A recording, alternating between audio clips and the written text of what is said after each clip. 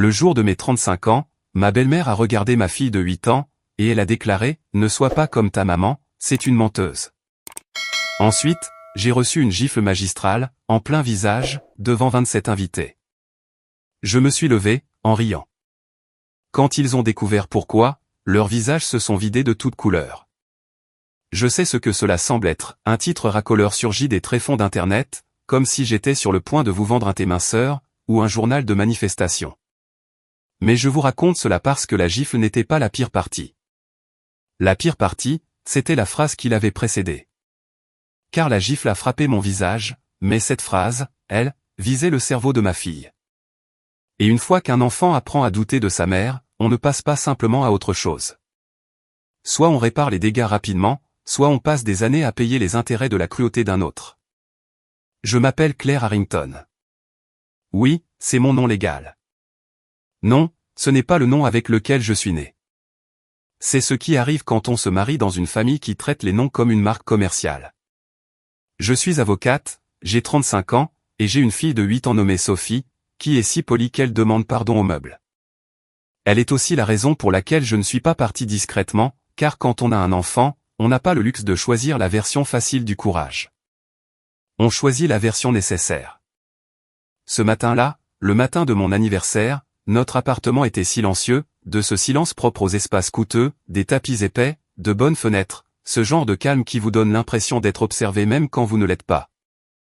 Sophie était assise à l'îlot de la cuisine en pyjama, les épaules rentrées, comme si elle essayait de se faire plus petite que son propre corps. Je versais la pâte à crêpes. Elle ne me regardait pas de la manière habituelle d'un enfant ensommeillé, mais de façon prudente. Elle jaugeait l'humeur de maman, et cherchait quelle réponse serait sans danger. Cela ne vient pas de nulle part. Cela vient d'un entraînement. Maman, a fini par dire Sophie, en traçant un cercle lent sur le marbre avec son doigt. Oui, mon cœur? Est-ce que je dois y aller ce soir?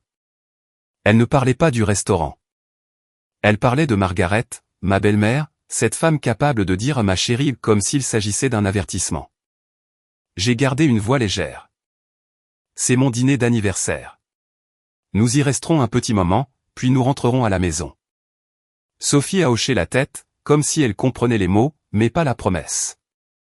Puis elle a dit la chose qui m'a glacé le sang, grand-mère a dit que tu mentais. Juste comme ça. Sans drame, sans larmes, juste une phrase plate, comme si elle répétait une leçon. J'ai arrêté de bouger. Non pas parce que je ne savais pas quoi dire, mais parce que je ne voulais pas que mon visage apprenne à Sophie que la vérité provoque des explosions. J'ai éteint le feu, j'ai essuyé mes mains, et je me suis accroupi pour être à sa hauteur. Est-ce que grand-mère a dit ça? Ai-je demandé doucement. Sophie a acquiescé. Qu'est-ce qu'elle a dit exactement? Les lèvres de Sophie se sont serrées. Elle a hésité, comme si une mauvaise réponse pouvait lui attirer des ennuis. Puis elle a murmuré, elle a dit, ne sois pas comme ta maman. Maman invente des choses. Est-ce que grand-père a dit quelque chose? Sophie a dégluti. Il a dit, ta mère raconte des histoires. Des histoires? C'est ainsi qu'ils appelaient ma réalité quand elle ne correspondait pas à leur récit. C'est un mot très habile, n'est-ce pas? Il semble inoffensif, comme un conte de fées, comme de l'imagination, comme si vous n'étiez pas en train d'apprendre activement à un enfant que sa propre mère n'est pas digne de confiance. J'ai pris les mains de Sophie. Ses doigts étaient froids. Soph, regarde-moi. Elle a levé les yeux lentement, et j'ai détesté voir à quel point elle semblait préparée à subir des conséquences. Je ne suis pas parfaite, ai-je dit. Parfois je me trompe. Parfois j'oublie des choses, mais je ne te mens jamais. Jamais. Ses épaules se sont relâchées d'une fraction, comme si elle voulait s'appuyer sur cette vérité, tout en n'étant pas sûre d'en avoir le droit. Puis elle a murmuré, grand-mère a dit que si je te croyais, je serais déloyale. Ce mot m'a frappé plus fort que n'importe quelle gifle. Déloyale.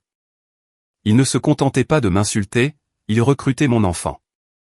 Voici ce que vous devez comprendre au sujet des Harrington, ils ne se battent pas comme les familles normales. Ils ne crient pas, ils ne claquent pas les portes pour le regretter plus tard. Ils gèrent. Ils ne menacent pas, ils suggèrent. Ils ne vous punissent pas bruyamment, ils vous punissent silencieusement, élégamment, d'une manière qui vous fait passer pour une folle si vous osez vous plaindre.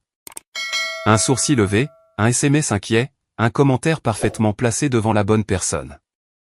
Ils ruineront votre vie avec un sourire, puis ils vous enverront des fleurs pour prouver qu'ils ne sont pas ce genre de personnes. Margaret Harrington n'avait pas besoin de hurler pour être terrifiante. Elle le faisait par le ton. La première fois que je l'ai rencontrée, elle m'a toisé de haut en bas comme si elle estimait mon prix. Puis elle a dit, « Oh, Claire, vous êtes charmante. » Charmante, c'est ce que les gens riches disent quand ils ne sont pas impressionnés. Charmante, c'est comme cela qu'on appelle une chose qu'on ne prendra jamais au sérieux. Quand j'ai épousé Alexander, Margaret s'est assurée que je comprenne les règles, mais jamais directement. Elle n'a jamais dit, c'est moi qui commande. Elle disait des choses comme, nous sommes une famille soudée, Alexander a besoin de stabilité, nous apprécions la discrétion. Et puis elle souriait, comme si elle venait de m'offrir du thé au lieu d'un avertissement. Alex me serrait la main sous la table, comme pour me rassurer. Et je la lui serrais en retour, en pensant, il est de mon côté, il m'a choisi. J'ignorais encore qu'Alex avait été conditionné à choisir sa mère comme on choisit de respirer, non pas parce qu'il le voulait, mais parce qu'il ne savait pas qu'il avait une autre option. Alex n'était pas cruel de façon bruyante. Il ne m'insultait pas, ne jetait rien. Il faisait quelque chose de plus dangereux, il restait neutre. Il entendait Margaret dire quelque chose de cinglant à Sophie, comme « on ne pleurniche pas dans cette famille », alors que les yeux de ma fille étaient pleins de larmes, et il continuait simplement à manger. Il regardait Sophie tressaillir au contact de Margaret, et ne disait rien.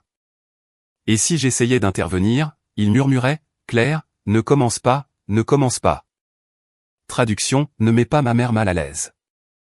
La première fois que j'ai réalisé que Margaret travaillait sur Sophie, ce ne fut pas dramatique. Ce fut subtil. Nous étions chez Margaret pour un brunch, dans l'une de ses propriétés où tout sent le citron et l'argent.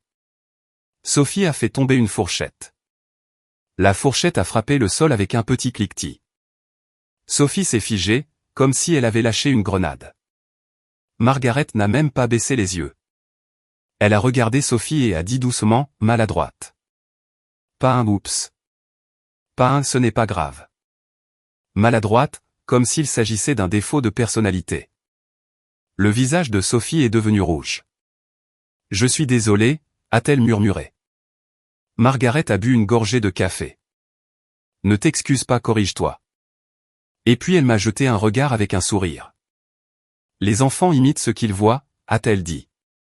Ce qui signifiait, c'est ta faute. Après cela, des petites choses ont commencé à apparaître, comme des fissures dans du verre. Sophie a arrêté de courir dans mes bras quand j'allais la chercher à l'école. Elle marchait avec précaution, comme si elle essayait de ne pas paraître trop excitée. Elle a commencé à demander la permission avant de rire. À l'heure du coucher, elle me racontait les règles de grand-mère. Grand-mère dit que les gentilles filles ne posent pas de questions. Grand-mère dit que pleurer, c'est de la manipulation. Grand-mère dit que si je répète quelque chose que maman a dit, je dois d'abord vérifier si c'est vrai. Vérifier si c'est vrai. Elle avait 8 ans. Il l'obligeait à vérifier les propos de sa propre mère, comme si j'étais une rumeur. Un soir, Sophie a chuchoté, « Grand-mère dit que tu t'embrouilles. » Je l'ai serré contre moi. Est-ce que grand-mère a dit ça? Sophie a acquiescé. Qu'est-ce qu'elle voulait dire? La voix de Sophie était minuscule. Elle a dit que parfois tu imagines des choses, que tu penses qu'il s'est passé quelque chose, alors que non. Et voilà. Pas seulement de l'aliénation parentale, mais du gaslighting installé chez un enfant. Et si vous n'avez jamais vu cela de près, laissez-moi vous dire que c'est glaçant, car les enfants croient les adultes. Les enfants croient l'assurance. Les enfants croient la personne qui parle comme si les règles étaient déjà écrites. Margaret parlait comme si elle avait un stylo à la main, et l'autorité nécessaire pour réécrire la réalité. J'ai d'abord essayé de gérer cela comme une personne normale. J'en ai parlé à Alex. J'ai dit, ta mère est en train de me discréditer auprès de notre enfant. Alex a soupiré comme si je m'étais plainte de la météo. Claire, a-t-il dit, elle est de la vieille école. Elle ne te discrédite pas, elle essaie d'aider Sophie. Aider. C'était toujours le mot. Margaret ne contrôlait pas, elle aidait. Margaret ne manipulait pas, elle guidait. Margaret ne blessait pas, elle corrigeait. Et si vous osiez appeler cela par son nom, vous étiez émotive, vous étiez instable, vous inventiez des choses. Puis est arrivé le docteur Paul Kessler. Kessler est entré dans nos vies comme une solution. Margaret l'a présenté comme un cadeau. Il est exceptionnel, a-t-elle dit à Alex. Il est discret. Il comprend les familles comme la nôtre. Les familles comme la nôtre, comme si la richesse était une maladie mentale avec son propre groupe de soutien. Kessler n'était pas chaleureux. Il ne demandait pas « Comment vous sentez-vous » Il demandait « Êtes-vous docile » Enfin, pas en ces termes. Il enjolivait la chose. Il appelait cela de l'alignement. Il appelait cela de la cohérence familiale. Il appelait cela réduire les frictions. Mais ce qu'il faisait réellement, c'était apprendre à Alex à interpréter le moindre désaccord de ma part comme une menace. Si je posais une limite, je provoquais de l'instabilité. Si je défendais Sophie, je créais un conflit. Si je demandais pourquoi Margaret avait le droit de dire à notre fille des choses qui feraient licencier un enseignant, je sapais l'autorité. L'autorité. C'était encore Margaret. Toujours Margaret. Les séances avaient toujours lieu dans le bureau de Margaret, toujours en présence de Margaret, et toujours avec Alex assis au plus près d'elle. Kessler me regardait comme si j'étais un dossier et disait des choses comme « Claire, expliquez-nous pourquoi vous avez du mal avec le contrôle. » Je clignais des yeux et disais « Pardon ?» Il souriait légèrement. « Vous préférez votre version de la réalité. » Ma version, comme s'il y avait deux côtés égaux. Comme si les mensonges de Margaret n'étaient que sa propre perspective. Kessler ne demandait pas à Sophie comment elle se sentait, il demandait à Sophie avec qui elle se sentait en sécurité, et Margaret regardait, les yeux brillants, attendant la bonne réponse. La première fois que Sophie a répondu aux mamans, le sourire de Margaret n'a pas bougé, mais sa main s'est crispée sur sa tasse de thé. Puis Margaret a dit doucement, « Sophie, ma chérie, rappelle-toi que maman est parfois dépassée », et le front de Sophie s'est plissé. Puis Sophie a dit, « Je me sens aussi en sécurité avec grand-mère. » Les yeux de Margaret se sont adoucis comme si elle venait de gagner quelque chose, et j'ai réalisé que ce n'était pas une thérapie. C'était une répétition pour la garde de l'enfant. C'est alors que j'ai arrêté d'essayer de gagner à l'intérieur de leur système, car on ne peut pas gagner un match quand l'adversaire possède l'arbitre. Alors, j'ai commencé à faire ce que font les avocats quand ils n'ont pas le luxe d'être naïfs, j'ai documenté. Je n'ai pas crié. Je n'ai pas plaidé. Je n'ai pas supplié Alex de comprendre. J'ai monté un dossier. Il y a une étagère dans mon placard, derrière des sacs à main que je n'ai jamais aimés. Si vous tirez le troisième sac et appuyez sur le panneau arrière, l'étagère se soulève. À l'intérieur se trouve un petit coffre-fort ignifugé. Dans ce coffre, il y avait des clés USB, des dossiers imprimés, et un classeur intitulé Harrington Kessler, garde. Pas de vengeance, pas de volonté de les détruire, juste la question de la garde car c'était le champ de bataille vers lequel Margaret nous menait, que je le veuille ou non. J'ai enregistré chaque SMS que Margaret envoyait, ceux qui semblaient innocents mais ne l'étaient pas. Je prenais juste des nouvelles, Sophie semblait inhabituellement peau de colle après avoir été avec toi. Je m'inquiète de l'exposition de Sophie à une telle volatilité émotionnelle. As-tu envisagé que ta carrière puisse impacter ta capacité à être un parent constant ? Constant. C'est un autre mot de gens riches. Cela signifie que vous n'avez pas le droit d'avoir une vie à moins qu'elle ne corresponde à leur esthétique. J'ai sauvegardé chaque email de Kessler et des factures avec des formulations étranges, des notes qui ressemblaient à quelqu'un rédigeant un récit, et non documentant un état de santé. J'ai sauvegardé des invitations de calendrier intitulées « Séances familiales » qui étaient en réalité des séances d'entraînement pour Alex. J'ai sauvegardé l'unique SMS d'Alex qui m'a brisé le cœur, maman dit qu'il serait préférable que Sophie passe plus de temps chez elle. Elle a besoin de structure. Structure. Sophie avait besoin de sécurité. Et si Alex ne voyait pas la différence, ce n'était plus seulement un problème de couple, c'était une urgence parentale. J'ai engagé Ryan discrètement. Ryan n'était pas spectaculaire. Il ne portait pas de trench coat, il ne s'appelait pas enquêteur comme s'il s'agissait d'un titre de film. Il portait des vêtements ordinaires, et écoutait plus qu'il ne parlait. Il fut aussi la première personne à dire quelque chose qui me fit me sentir saine d'esprit à nouveau. Après que je lui ai tout raconté à Margaret, Kessler, la nouvelle peur de Sophie, Ryan a hoché la tête lentement et a dit, c'est de l'aliénation classique. Et l'histoire d'argent? C'est juste le moteur. Le contrôle, voilà le but. Le contrôle est le but. Exactement. Ryan a fait ce que je ne pouvais pas faire seul, il a trouvé des schémas. Il a suivi la piste du papier. Il a relié les noms, les sociétés écrans et les transferts. Il a trouvé les rouages silencieux derrière l'image des Harrington. Car les Harrington n'étaient pas seulement riches, ils étaient connectés, des donateurs, des membres de conseils d'administration, des gens dont les appels recevaient toujours une réponse, des gens qui croyaient que les conséquences étaient pour les autres familles. Et quand des gens comme ça commettent des crimes, ils ne le font pas comme des amateurs. Ils le font avec des feuilles de calcul. Je ne vais pas prétendre avoir tout compris au début. Je comprenais le droit de la famille. Je comprenais la stratégie de prétoire. Mais l'argent. L'argent était un labyrinthe. Ryan me l'a exposé un soir, à la table de ma cuisine, pendant que Sophie dormait au bout du couloir. Il a fait glisser un dossier sur le marbre. Tiens, a-t-il dit. Regarde ça.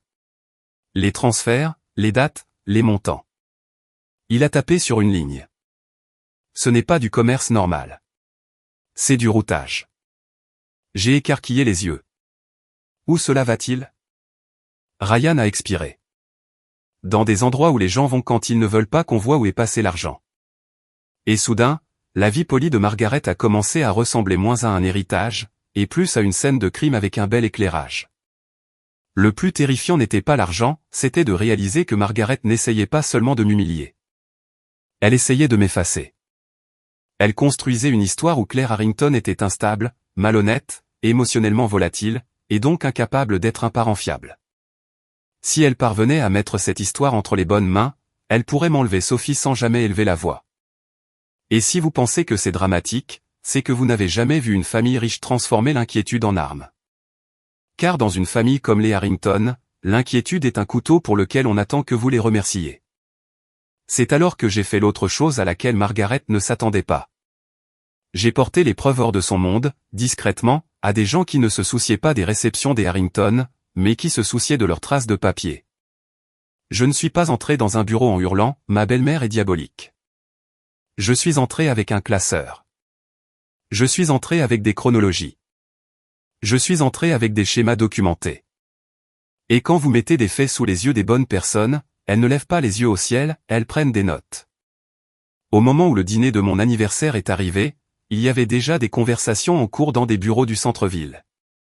Des portes closes, des voix neutres, des mots comme virement bancaire, entités écran, blanchiment d'argent, obstruction et subornation de témoins. On parlait du district sud de New York. On parlait de mandat. On parlait de timing. Et Margaret, qui contrôlait tout, n'avait aucune idée qu'elle était déjà en retard. Alors quand Alex m'a dit « Le dîner sera intime », j'ai souri. Dans le langage Harrington, intime signifie sélectionner. Cela signifie que chaque personne a été choisie pour une raison. Cela signifie que chaque siège a un but. Cela signifie que la pièce elle-même est une arme. J'ai passé cette journée comme on passe une journée quand on sait qu'une tempête arrive. J'ai travaillé. J'ai répondu à mes emails. Je suis allé chercher Sophie à l'école. J'ai écouté son bavardage sur un projet de classe, comme si mon cœur n'était pas serré comme un poing. À un moment, elle a demandé « Tu penses que grand-mère sera gentille ce soir ?»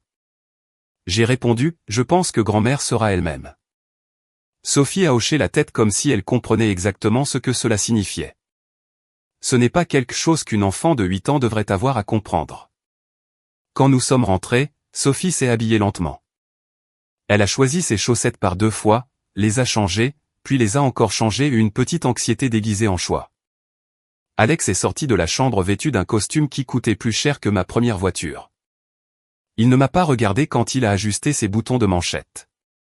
Il regardait son téléphone. Son pouce planait sur l'écran comme s'il attendait la permission de respirer. Je l'ai regardé et j'ai ressenti un étrange chagrin, car je me souvenais de l'homme qu'il était autrefois, l'homme qui riait facilement, l'homme qui tenait Sophie comme si elle était fragile et précieuse, et non comme une responsabilité à gérer. Désormais, il bougeait comme un pantin qui ignorait avoir des fils. Pendant le trajet, Sophie était assise entre nous sur la banquette arrière. Alex fixait la fenêtre, la mâchoire tendue. Je regardais la ville défiler, et j'essayais de garder une respiration lente, non pas parce que j'avais peur de Margaret, mais parce que j'avais peur de ce que Sophie allait voir. Les enfants n'oublient pas des scènes comme celle-ci. Les enfants les stockent dans leur corps. Et j'en avais fini de laisser le système nerveux de ma fille devenir un dommage collatéral dans la guerre de Margaret.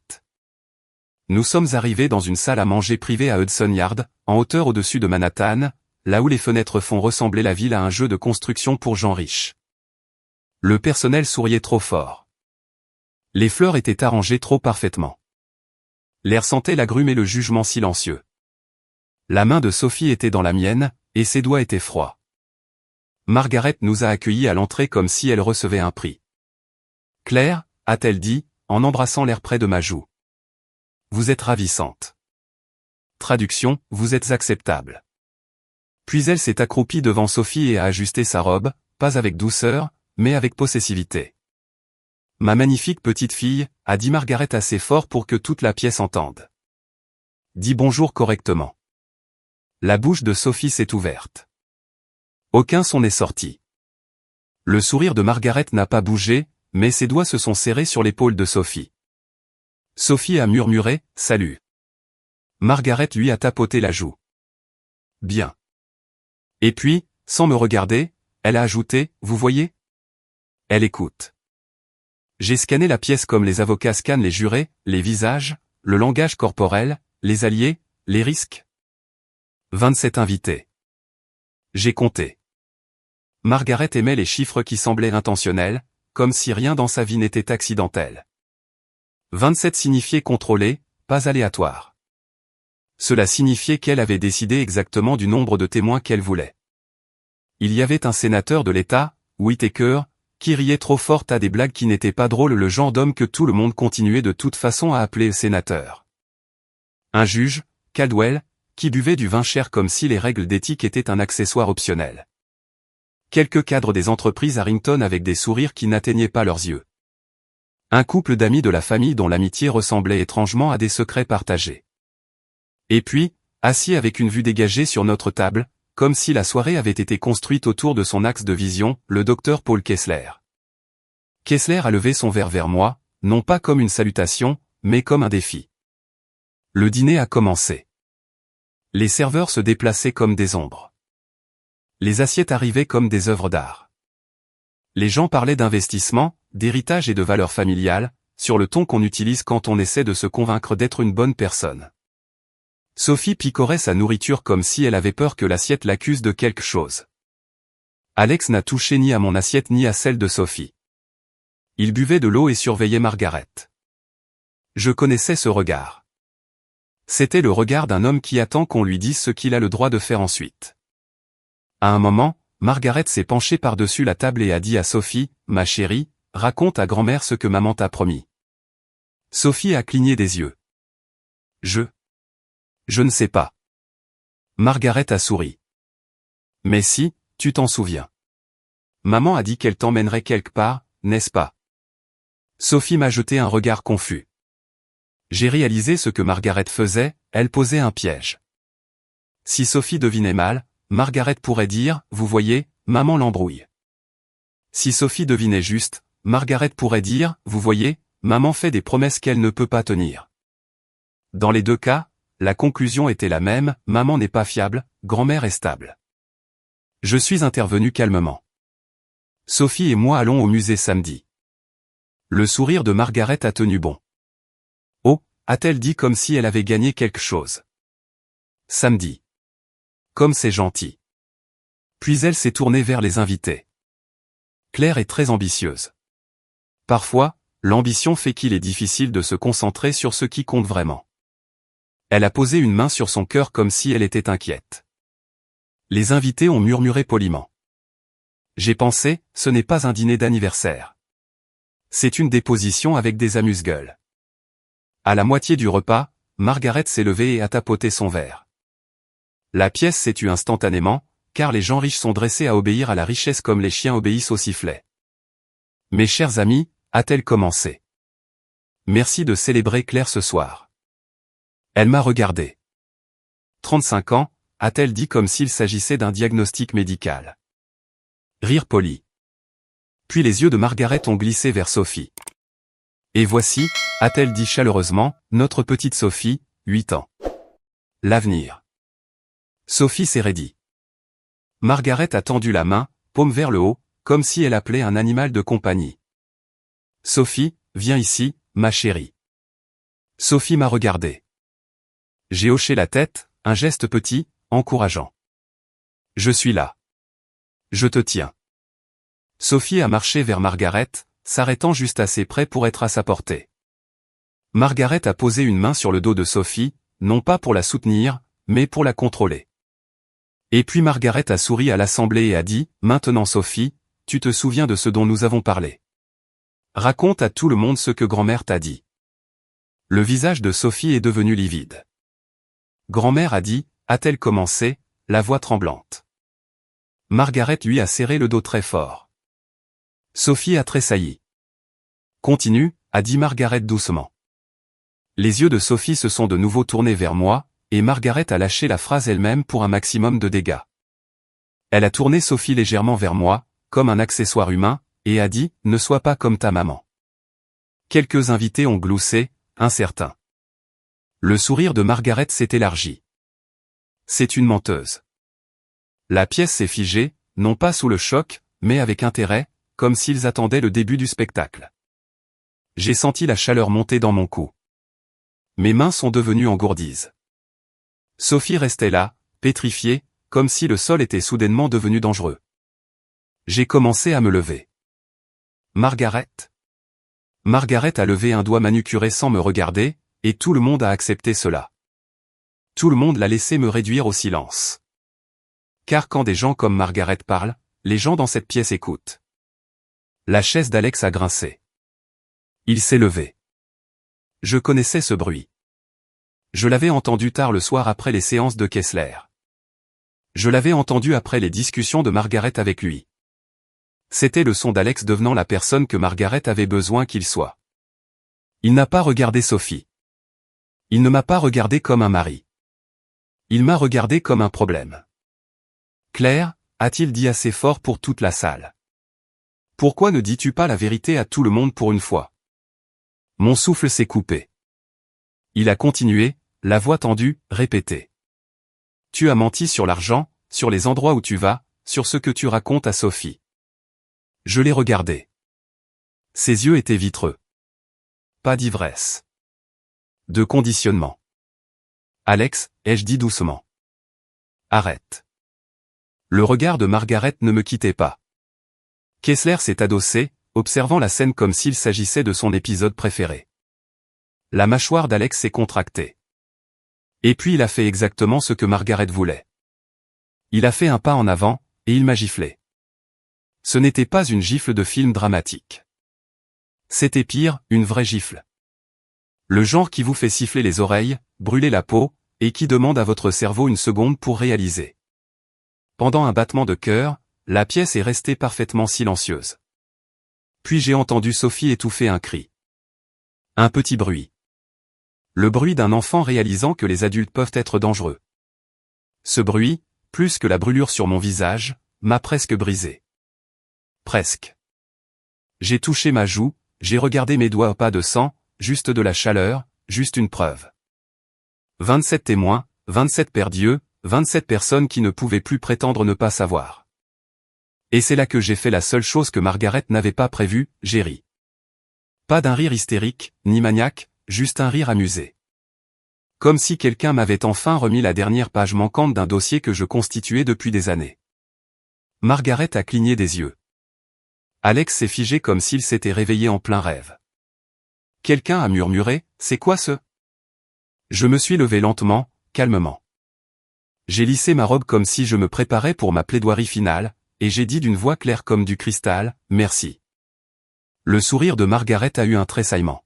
« Pourquoi donc ?» a-t-elle demandé. J'ai regardé tout le monde dans la pièce. « À vous tous, ai-je dit, merci d'être venus. » Silence. J'ai souri. « Vous n'êtes pas seulement venus pour mon dîner d'anniversaire, ai-je dit. Vous êtes venus pour témoigner. » Alex a dégluti. « Claire, assieds-toi. » Je me suis tourné vers lui. Oh, Alex, ai-je dit doucement. J'en ai fini de rester assise. Puis j'ai regardé Sophie, toujours debout près de Margaret, toujours pétrifiée. Et j'ai fait quelque chose qui n'avait l'air de rien, mais qui comptait plus que tout ce que j'avais fait ce soir-là. J'ai tendu la main. Sauf, ai-je dit doucement. Viens vers maman. Les doigts de Margaret se sont de nouveau serrés. Sophie a hésité. J'ai gardé la main tendue. Pas de pression, pas de panique, juste une porte ouverte. Les yeux de Sophie se sont remplis de larmes. Et puis elle a bougé. Elle s'est éloignée de Margaret comme on s'éloigne d'une cuisinière brûlante qu'on nous aurait dit être normale. Elle a marché vers moi. J'ai pris sa main, et j'ai senti tout son corps trembler. Le visage de Margaret s'est durci. Claire, vous n'allez pas faire de scène. Je me suis penché, la voix assez basse pour qu'elle seule puisse l'entendre. Je ne fais pas de scène, ai-je chuchoté. J'en termine une. Puis, plus fort pour toute la pièce, Ryan. Depuis le côté de la salle, Ryan mon ami, mon enquêteur, mon assurance silencieuse s'est levé et a hoché la tête une fois. Il s'est approché comme s'il était chez lui, parce qu'il l'était. Je me suis accroupi vers Sophie. Ma chérie, ai-je dit, tu vas partir avec Ryan chez tante Erin, la sœur de ton papa. D'accord? Sophie a serré ma main comme une bouée de sauvetage. Tu viens? A-t-elle chuchoté. Dans une minute, ai-je promis. Je suis juste derrière toi. Sophie a regardé ma joue, a regardé Alex, puis elle a hoché la tête. Ryan l'a guidée vers la porte. Margaret a fait un pas en avant. J'ai fait un pas aussi. Pas de façon agressive, juste en position de barrage. Margaret s'est arrêtée, car c'est une chose d'intimider une femme seule, c'en est une autre de lui barrer la route devant 27 témoins alors que votre fils vient de l'agresser. Même Margaret comprenait les enjeux d'image. Quand la porte s'est refermée sur Sophie, je me suis retourné vers la table, et j'ai laissé la part d'avocate en moi prendre le dessus. Cette part que Margaret avait passé des années à essayer de réduire au silence par la honte. Cette part qui ne pleurait pas, elle documentait. Margaret, ai-je dit, vous aviez raison. Elle a levé le menton. Bien sûr que j'avais raison. J'ai hoché la tête. J'ai menti, ai-je dit. Un frémissement a parcouru les invités. Les yeux de Margaret ont brillé. Alex a expiré comme s'il était soulagé. Puis j'ai souri à nouveau. J'ai menti, ai-je continué, sur l'étendue de ce que je savais. J'ai fouillé dans ma pochette, et j'ai sorti une petite télécommande. Le projecteur, derrière le mur d'art de la pièce, a vacillé. Quelques invités ont bougé, mal à l'aise. Un serveur a jeté un regard à Margaret comme s'il demandait la permission d'exister. Je ne lui ai pas laissé le temps d'attendre. J'ai cliqué. Une diapositive est apparue, groupe Harrington, flux de fond. Des cases. Des flèches. Des SARL avec des noms si fades qu'ils semblaient être de faux noms. Des transferts avec des dates. Des montants avec trop de zéros. Un petit diagramme soigné de la cupidité. Quelqu'un s'est étouffé avec son vin. Le rire du sénateur Whittaker est mort dans sa gorge. Le visage du juge Caldwell a pris la couleur du papier. Margaret fixait l'écran, immobile, silencieuse, comme si elle ne croyait pas que la réalité puisse avoir une telle audace. Vous ne pouvez pas, a commencé Margaret. Oh, je le peux, ai-je dit joyeusement. Et le meilleur? Je n'ai pas besoin de vous convaincre. J'ai cliqué à nouveau. Une deuxième diapositive, communication avec instruction. Des captures d'écran de SMS, des en-têtes de mai, des notes de réunion montrant le ton amical de Margaret, et ses intentions très peu amicales. Puis une troisième, Dr Paul Kessler, note de facturation. Kessler s'est redressé brusquement. C'est confidentiel. A-t-il lâché? J'ai incliné la tête. Docteur, ai-je dit, vous facturez comme un consultant, et vous écrivez comme un stratège. N'insultez pas l'Assemblée en prétendant qu'il s'agit d'une thérapie. Quelques invités ont bougé car je venais de dire tout haut ce que tout le monde pensait. La mâchoire de Kessler s'est crispée. Vous avez obtenu ces documents illégalement. J'ai souri. Vous êtes libre de plaider cela au tribunal. Puis j'ai regardé la salle. De plus, ai-je ajouté, pour ceux qui se poseraient la question, je suis avocate. Je n'ai pas construit ce dossier sur de simples impressions. Les narines de Margaret se sont dilatées. Claire, a-t-elle dit froidement, vous vous donnez en spectacle. J'ai cliqué à nouveau. Une 4e diapositive, récit de stratégie de garde. Et en dessous, de l'audio. La voix de Margaret a rempli la pièce, calme et cruelle, si Sophie commence à répéter ce que Claire dit, corrigez-la immédiatement. Dites-lui que maman invente des choses. Nous avons besoin qu'elle doute de la mémoire de Claire. Si Sophie croit que Claire ment, le tribunal de la famille sera plus facile. On pouvait sentir la colonne vertébrale de chaque invité se raidir. Ce n'était pas de l'éducation à l'ancienne. C'était de l'intention. C'était un plan. Quelqu'un a murmuré, oh mon Dieu. Un autre invité a marmonné, est-ce que c'est réel?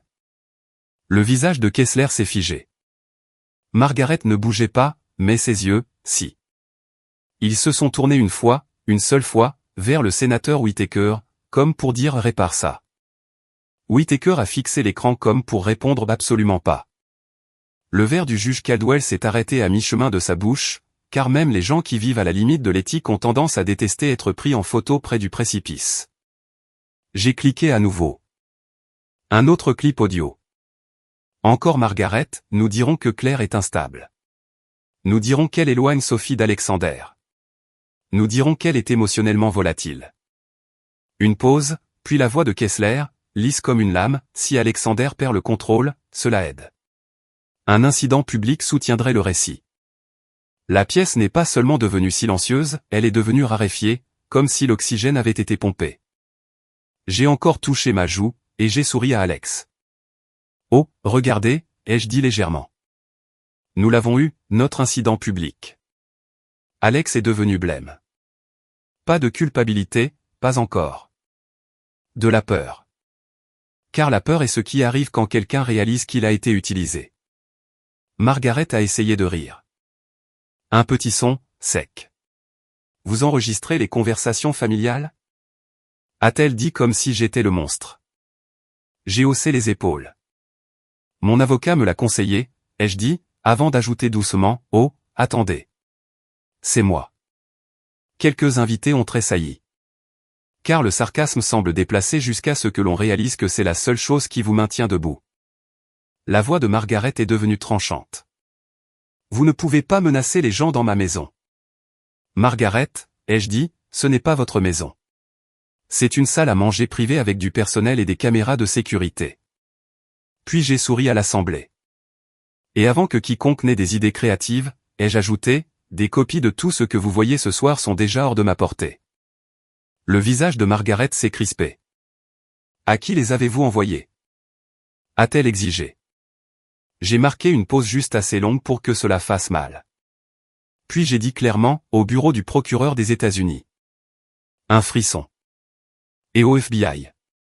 Maintenant, le frisson est devenu une vague. Car les gens riches ne paniquent pas pour la moralité, ils paniquent pour la juridiction. Un invité s'est levé brusquement. C'est de la folie. Je pars.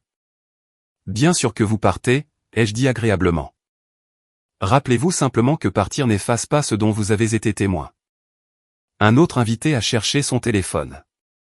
J'ai levé la main. Allez-y, appelez votre avocat. J'ai déjà appelé le mien. La voix de Margaret est devenue aiguë. Claire, arrêtez ça immédiatement. Je l'ai regardé. Vraiment regardé. Et sous le vernis, sous la posture, je l'ai vu. Pas de la colère, de la terreur. Car Margaret ne craignait pas la honte, elle craignait de perdre le contrôle. Kessler a reculé sa chaise. Vous détruisez une famille. J'ai incliné la tête. Non, docteur. Je documente ce que vous avez aidé à construire. Il a répliqué, c'est une violation de la vie privée. J'ai souri. J'adore quand les gens disent vie privée alors qu'ils veulent dire impunité. Puis j'ai cliqué à nouveau. Une dernière diapositive, liste des témoins. 27 noms présents. Pas tous, évidemment, juste assez pour que le message passe. J'ai regardé autour de moi. Félicitations, ai-je dit. Vous faites tous partie du dossier maintenant. Et c'est alors que la porte s'est ouverte. Pas doucement, pas poliment. Elle s'est ouverte avec détermination. Un homme en veste sombre est entré, la voix calme comme un bulletin météo. Police de New York et agents fédéraux, munis d'un mandat. Derrière lui, d'autres personnes sont entrées, des badges, de la paperasse, une autorité tranquille. Les salons dorés ont l'habitude de l'attention. Ils n'ont pas l'habitude de ce genre d'attention. L'homme en tête, le capitaine Donnelly, a marché droit vers Margaret. Margaret Harrington, a-t-il dit. Nous avons des mandats. Margaret a levé le menton comme si elle pouvait intimider un insigne du regard. C'est du harcèlement, a-t-elle dit. Donnelly n'a pas scié. Madame, levez-vous s'il vous plaît.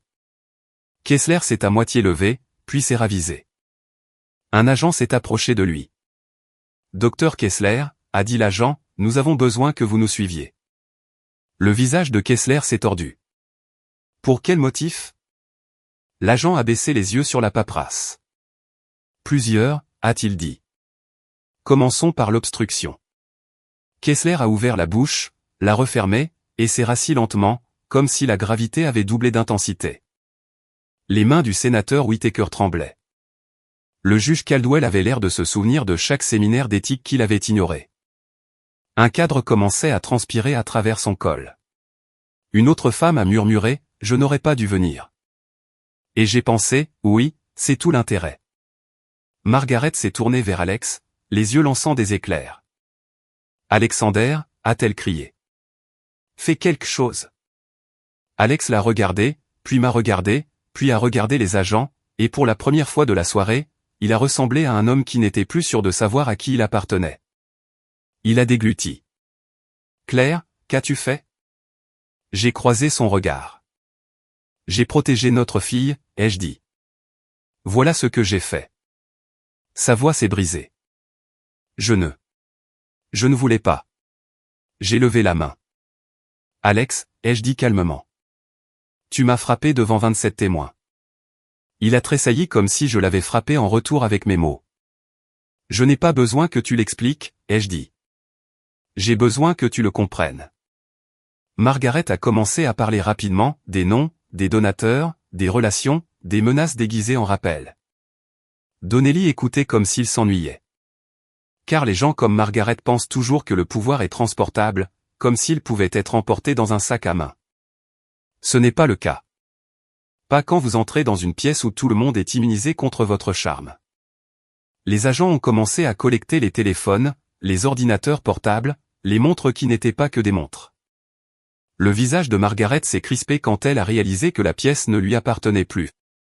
Et j'ai ressenti quelque chose que je n'avais pas ressenti depuis des années, du soulagement. Pas de la joie. Du soulagement. Car la porte de la cage venait enfin d'émettre un son. Plus tard, des heures plus tard, j'étais assise dans la chambre d'Amy d'Erin, tenant une tasse de thé en carton à laquelle je n'avais pas goûté. Erin, la sœur d'Alex, se tenait près de l'entrée comme un garde. Erin avait toujours été polie, de cette façon dont les membres de la famille le sont quand ils guettent vos faiblesses. Mais ce soir, ses yeux étaient doux. « Est-ce que ça va ?» a-t-elle demandé. J'ai touché ma joue. Ça pique, ai-je dit. La bouche d'Erin s'est serrée. Il t'a frappé. Oui, ai-je dit. Il l'a fait. Erin a dégluti. Et Sophie? J'ai regardé vers le lit. Sophie dormait, recroquevillée autour d'une peluche, les joues marquées par les larmes, la respiration régulière. Elle est là, ai-je chuchoté. Elle est en sécurité. Erin a hoché la tête une fois, avec force. Bien. Quand Sophie s'est réveillée au milieu de la nuit, elle est entrée dans la pièce et a grimpé sur mes genoux sans parler. Ses petits bras se sont verrouillés autour de ma taille. Elle ne pleurait pas. Elle s'accrochait simplement, comme si elle avait peur que je disparaisse. J'ai embrassé le sommet de sa tête. Tu es en sécurité, ai-je murmuré. Après un long moment, Sophie a chuchoté, grand-mère a dit que tu me quitterais. Ma poitrine s'est serrée. Non, ai-je dit immédiatement. Jamais. La voix de Sophie était étouffée contre mon pull. Elle a dit que tu partais quand tu étais en colère. Je l'ai serré plus fort. Écoute-moi bien, Soph, ai-je dit. Si jamais je quitte une pièce, c'est pour aller chercher de l'aide, pas parce que je te quitte. Sophie a hoché la tête, un geste petit et lent. Puis elle s'est endormie contre moi, comme si son corps croyait enfin ce que son esprit voulait croire. Le lendemain matin, je n'ai pas fait de discours dramatique. Je n'ai rien posté sur les réseaux sociaux. Je n'ai pas pleuré sous la douche en appelant cela de la guérison. J'ai fait ce que je fais toujours quand quelque chose compte, j'ai déposé une demande. Une ordonnance de protection d'urgence. Documentation jointe. Images des caméras de sécurité jointes. Audio joint. Liste des témoins jointe. 27 noms. 27 personnes qui ne pouvaient pas prétendre n'avoir rien vu. Et quand on a affaire à une famille comme les Harrington, c'est cela qui brise le sort, pas l'émotion. L'épreuve. Alex a appelé une fois. Sa voix semblait venir du fond d'un couloir. Claire, a-t-il dit. S'il te plaît. Je ne sais pas ce qui ne va pas chez moi. Je l'ai cru. Cela ne l'excusait pas, mais cela expliquait le regard hanté que j'avais vu derrière ses yeux pendant des années, comme s'il avait vécu la vie d'un autre et qu'il ne trouvait pas la sortie. Fais-toi aider, lui ai-je dit. Une vraie aide. Pas Kessler. Est-ce que je peux voir Sophie? Ma gorge s'est serrée. Pas maintenant, ai-je dit. Pas tant qu'un tribunal ne m'aura pas dit que c'est sans danger. Silence, puis un petit bruit brisé. D'accord. Puis j'ai raccroché, car on peut avoir de la compassion sans s'offrir à nouveau en sacrifice. Une semaine plus tard, Sophie m'a posé une question si doucement que je l'ai à peine entendue. Maman, a-t-elle dit, en fixant ses mains. Est-ce que je suis méchante? Ma poitrine s'est serrée. Non, ai-je dit instantanément. Pourquoi penserais-tu cela? La voix de Sophie n'était plus qu'un murmure. Grand-mère a dit que si je t'aimais plus que papa, j'étais déloyale. Déloyale encore. Toujours ce mot. C'est une laisse déguisée en moralité. J'ai ravalé ce genre de rage qui donne le vertige. Puis j'ai fait la seule chose qui brise vraiment un mensonge, j'ai dit la vérité, doucement, de façon répétée, jusqu'à ce qu'elle redevienne sa réalité. L'amour n'est pas une déloyauté, ai-je dit. L'amour, c'est la sécurité. Sophie a cligné des yeux. La sécurité, a-t-elle répété, comme si elle essayait le mot pour voir s'il lui allait. Oui, ai-je dit. La sécurité, cela veut dire que tu n'as pas à le mériter. Tu n'as pas à jouer un rôle. Tu n'as pas à choisir ton camp. Les épaules de Sophie se sont relâchées. Juste un peu. Comme une plante qui se tourne vers la lumière. Les gens me demandent si je regrette d'avoir ri. Non, car ce rire n'était pas de la joie. C'était de la reconnaissance. C'était le moment où j'ai réalisé qu'ils ne m'avaient pas giflé pour me briser, ils m'avaient giflé parce qu'ils pensaient que je ne me défendrais jamais. Ils avaient tort. Et pour la première fois depuis longtemps, je n'avais pas peur d'être traitée de menteuse parce que la vérité était déjà affichée sur l'écran. Merci d'avoir regardé. Si cette histoire vous a captivé, cliquez sur j'aime, abonnez-vous et activez les notifications pour ne pas manquer la suivante. Et dites-moi dans les commentaires, qu'auriez-vous fait à ma place? À bientôt pour la prochaine vidéo.